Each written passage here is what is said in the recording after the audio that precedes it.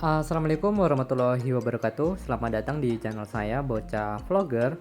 Pada kesempatan video kali ini yaitu kita update mengenai padi Simbo ya teman-teman. Nah, padi Simbo ini yaitu yang padi Simbo varian mentes.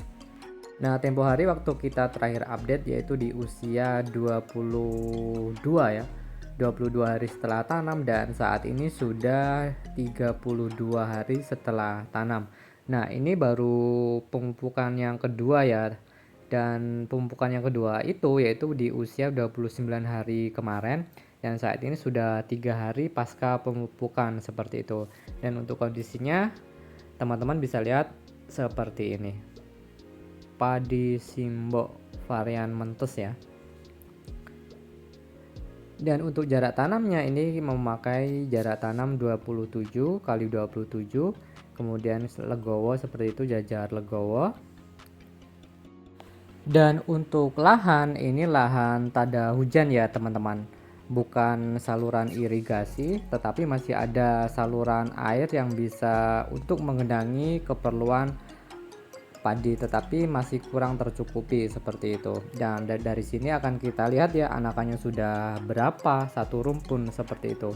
Ini terlihat sangat batangnya besar-besar dan cukup lumayan banyak untuk anakannya ya teman-teman. Oke, 1 2 3 4 5 6 7 8 9 10 11 12 13 14 15 16 17 18 19 20 21 22 23 24 25 26 27 28 29 30 31 32 33 34 35 36. Nah, luar biasa teman, sudah 36 anakan ya teman, dan bahkan masih nambah terus nih ya teman. Nah, ini kecil ini masih bertambah terus seperti itu.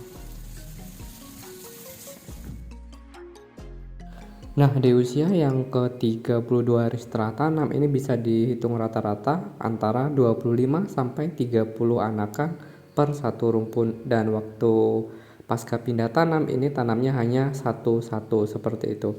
Dan kelebihan daripada kita menanam satu-satu ini anakan lebih produktif ya teman-teman, terlihat lebih besar dan pada akhirnya nanti akan dipastikan akan keluar malai seperti itu. Dan kalau kita melihat dari SOP-nya padi Simbo mengenai pemupukan itu di usia mulai dari 7 hari itu sudah menggunakan KCL ya teman-teman. Kemudian di pemupukan kedua juga sudah menggunakan KCL. KCL-nya ini terhitung cukup banyak kalau melihat dari label SOP-nya pemupukan padi Simbo. Dan sejauh ini sama sekali saya belum menggunakan KCL. Nah, dari sini saya lebih memperhitungkan bahwasannya unsur KCL ini lebih diperhitungkan, lebih penting itu digunakan di fase generatif seperti itu.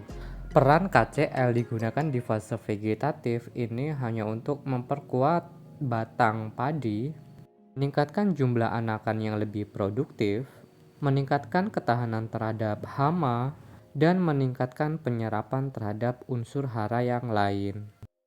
Nah, dari sini saya lebih mempertimbangkan unsur KCL akan saya gunakan mulai di fase generatif atau untuk fokus pembuahan seperti itu. Dan perlu diketahui untuk perlakuan selama saya menanam padi Simbo ini ya teman-teman, dan saat ini sudah 32 hari setelah tanam, ini yang saya perlakukan yaitu pemberian pupuk nutrisinya ataupun pupuk semprotnya ini mulai dari 15 hari setelah tanam itu menggunakan Ultradap dan Antrakol. Kemudian di usia 22 hari lagi saya semprot lagi menggunakan Ultradap dan juga Antrakol lagi.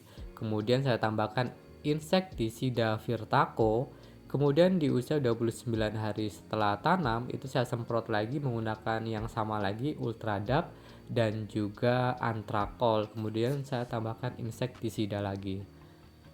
Dan seringkali teman-teman banyak yang bertanya atau di kolom komentar, padi Simbo ini bisa ditanam ulang apa enggak bang? Seperti itu.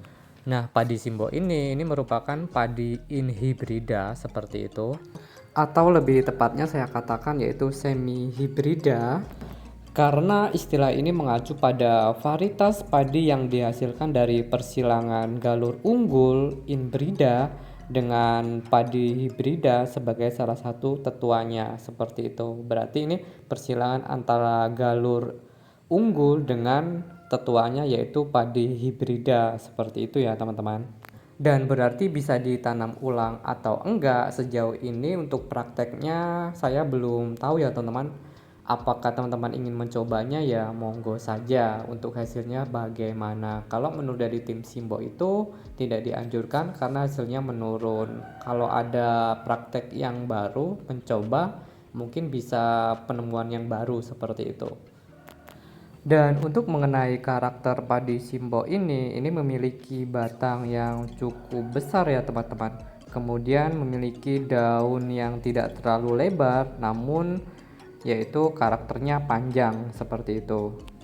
Dan seperti biasa, untuk informasi benih ini sudah saya sematkan di layar ataupun sudah saya cantumkan di deskripsi seperti itu. Dan perlu diketahui juga bahwasanya padi Simbo ini memiliki umur panen yang terbilang cukup lama ya teman-teman. Yaitu mulai dari usia 50, itu saya lihat di postingan teman-teman itu belum bunting seperti itu, baru mapak seperti itu.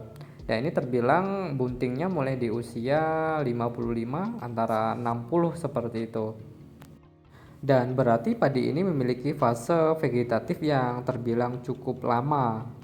Kalau kita melihat dari label kemasan padi Simbo ini umur panen antara 100 sampai 110 hari setelah tanam. Nah, demikian ya teman-teman bahasan sedikit mengenai padi Simbo. Jangan lupa like dan subscribe ya untuk mengetahui lebih lanjut mengenai perkembangan padi Simbo selanjutnya. Dan selanjutnya akan saya fokuskan di fase generatif. Saya akan menggunakan KCL semprot seperti itu ya teman-teman. Oke, saya pamit teman-teman. Saya akhiri. Wassalamualaikum warahmatullahi wabarakatuh.